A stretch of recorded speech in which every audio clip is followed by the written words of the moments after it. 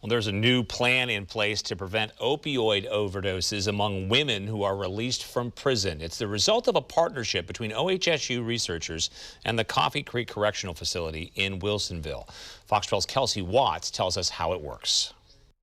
This is the only women's prison in Oregon, and you start to understand how important this program is when you hear this. According to the Department of Corrections, 80% of the women here struggle with substance abuse.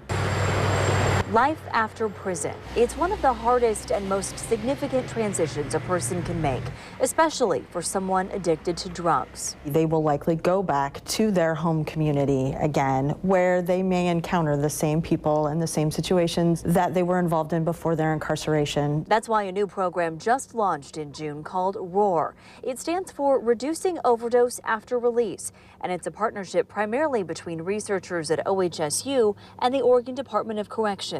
Women who choose to be in the program will start connecting with certified recovery mentors 1 month before their release. Then, a week before they go home, they'll get an injection of an extended release medication called naltrexone that blocks the effects of opioids and protects against overdose for a month.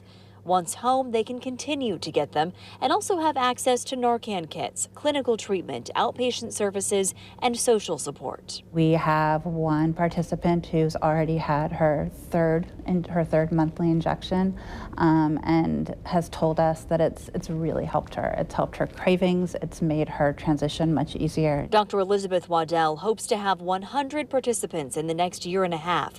Her team will follow up with the women who take part along with their mentors and doctors for 6 months after their release. A few of us said, you know what, we really want to look at women because so much of the research, particularly when it comes to justice-involved folks, is focused on men. At Coffee Creek, more than 20 women have already signed up.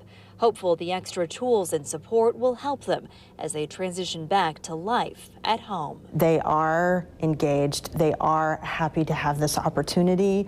They do want to maintain what they've started while they were with us, and they know that this can be a big help for them. This work is funded through a $2 million grant from the CDC. Right now, it's just a pilot program, but they hope to expand it as the data comes in. They'll be tracking the impacts to see if this does reduce overdose rates. And if so, they hope to grow the program to serve both men and women who are in prison, not only here in Oregon, but also in other states. Reporting in Wilsonville tonight, Kelsey Watts, Fox 12 Oregon.